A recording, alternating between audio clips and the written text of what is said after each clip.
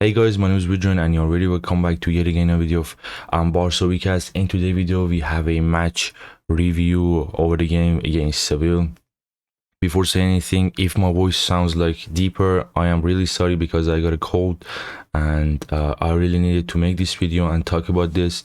And the other thing that I have to say is that this video is going to be a long yapping from me. So if you think you cannot watch it, you have to end this video right now. Yep. So as you can see, this is the match facts of the game against Seville. Ended up 4-0 4-1 for them, and 61% ball position for us to 39 for them, 2.80 xg for them and 2.25 for us. They had a better xg. 17 shots for us and 13 shots for them, better for us, and big chances equal. This is the shape we start the game and how they start the game. Going off, we would be like this and they would play like this, but I'm gonna talk about everything right now.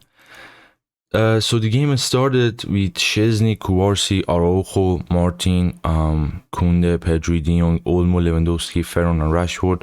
Rashford and Ferran were consistently changing their position throughout the game, and they weren't like in one simple position like this.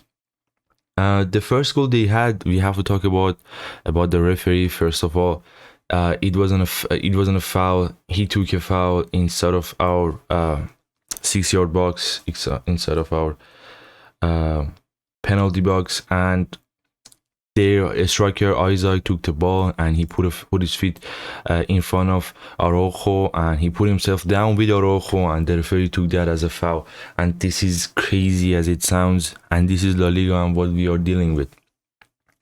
And the club has to do something, guys.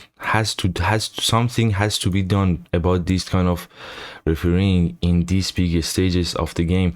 And in the second goal as well, that shows what a circus we are playing in, is that Kunde were somewhere like here, I think here he was, and they took a foul on him. Referee didn't take it, and that ball went up to be their second goal inside our net, and he didn't even check the VAR for that, and this is crazy. And for the first goal, for the penalty, the referee checked the VAR and he still took it, and it is still crazy. The second goal, when they scored the second goal, Flick changed a lot of things. He decided to bring the team a little bit higher, something like that. We were trying to press them. Finally, I don't know why didn't we press them since the start of the game. And here they made a mistake and we passed it over here for Rashford, who was here, and he scored our first goal and our only goal inside of this game. And the first half ended in 2-1. The other thing that we have talked about is this shape of pressing of us, and we weren't even pressing them. The actual important thing is that they created so many chances because they could do whatever they want, because we wouldn't even press them properly. If we press here, they had a free man up here, we wouldn't press like we used to, man to man wise. And we didn't even do that, and they created so many overload. Maybe if Ferran would have started pressing from here, keeping this guy in his cover shadow, the ball would go here, and maybe in a fast fashion forward movement, ball is here, and all of them were trying to attack our high line. That I don't know what's the use of it, because if we are not pressing them, why are we using highline? Just because of the offside trap that is not working from like 200 years ago against Sociedad. We understand that. In this game we have tactical problem. Everyone knows that. Flick knows that better than anybody else, better than me.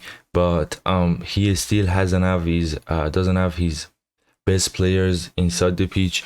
We all know if Rafinha, if Imam was here, we wouldn't even think about considering this conversation over here, because player like Lamine, like Rafinha, they could easily change the game. And Rafinha is our first penalty taker, and the penalty level took was absolutely ridiculous. I love Leva, but what was that? Like, everyone talk about when you get old as a striker or maybe as a keeper for Chesney. What is Chesney doing, guys? That is absolutely ridiculous. Chesney like saying yes to every ball come to him, and the third goal was disaster as well. Maybe the first or two goal was defensive mistake. Maybe referee had a big part in that, but the third goal was disaster that really broke our back, and we couldn't really recover from that. But I was saying that they say when you age as a striker, your finishing skill goes higher than what it used to be, because you know how you should touch the ball, how you should shoot the ball. And this guy Lewandowski, ever since that first season under Xavi, that we won the La Liga, Lewandowski just went under some kind of mystery form that I couldn't really find out what is going on with him. He missed so many chances, he missed open goal, he missed penalties, and some people even talking about renewing his contract with the club, that I'm not really a fan of. I think it's time for Lewandowski. He came here at a big time. He had a great impact on the team on that horrible years we had after Barcelona, but this is over, guys. Lewandowski can't do anything for us. Even as a substitute, he's not the player we want.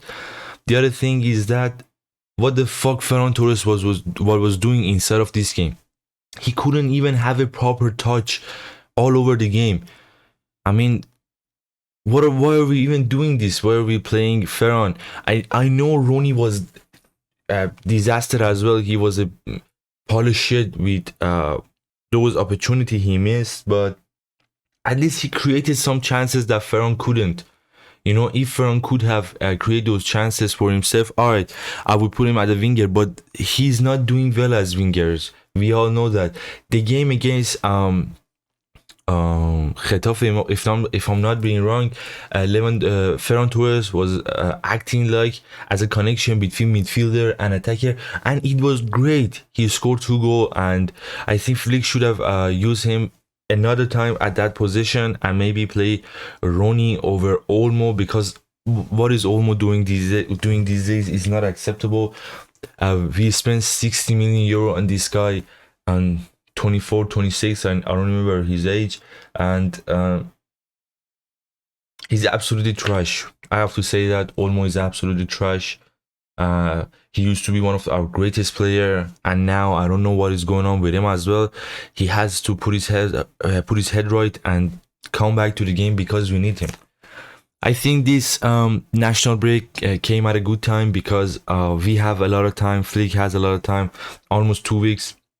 Maybe 3, I don't know that yet, but to change his mindset about our gameplay. But with the things he said after the game, I don't think he would change the game plan of this high line outside trap. But at least if we are playing with high line, I want Flick to at least press. The thing that we were good at last season was pressing.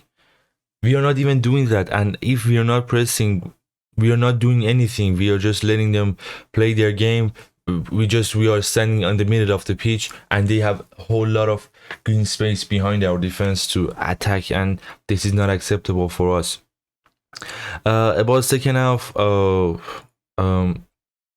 Flick changed Martin and Araujo, because I think he thought that the problem with defense were these 2 players, but it wasn't, guys.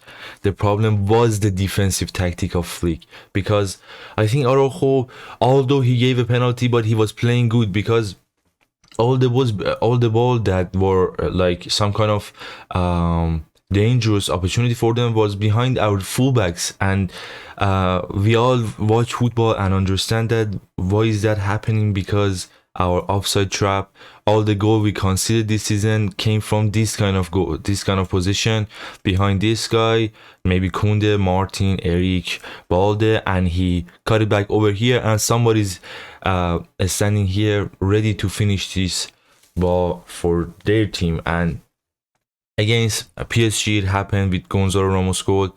Against Newcastle, it happened against what was the other team?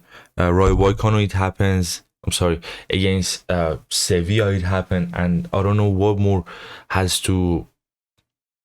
How many more has to happen for Flick to change his mindset about this tactical display as a unit of outside trap? Okay, guys, let's rate player 1-1. I give Chesney 2. It's where higher out of his league because the way he played, 2 is suitable for him, I guess. Every game he's making a mistake and it's not acceptable for such a goalkeeper in such a team like us. Kunde 5.2. Again, the defense was disaster, but all of them has to get something low. Araujo 5. I know he substituted in the second half, but 5 for the half he played. 6 for Kubarsi because he didn't make any error.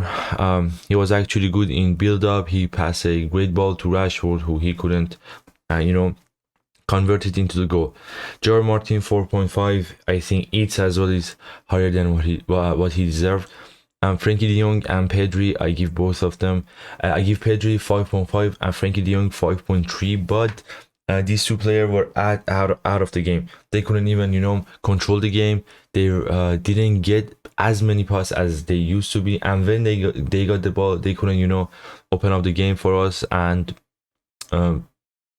we were like just at the end of the game, like dead end. There was no way out for us, and these two players couldn't even do anything for us. Danny Olmo 2. I don't want to even talk about him anymore. I just want that Firmin come back sooner and go back to the position he used to play for us. Ferran, I give him 2.3 because not because I hate him, because he didn't play good and he couldn't even touch a ball, and I think 2.3 is suitable for him. 6.5 for Rashford. He scored a goal. He could have scored more, and if he scored more, I would have given him more point than 6.5. Lewandowski 4. Again, way out of his league, and he missed a big chance against the goal with the penalty. Let me know what you made of this game and what the tactic, what you made of the tactic of the team, and what do you think would happen into the future for us. If you're new to my channel, I will be very happy to subscribe my channel, like this video, and comment if you like to. See you soon in the next one.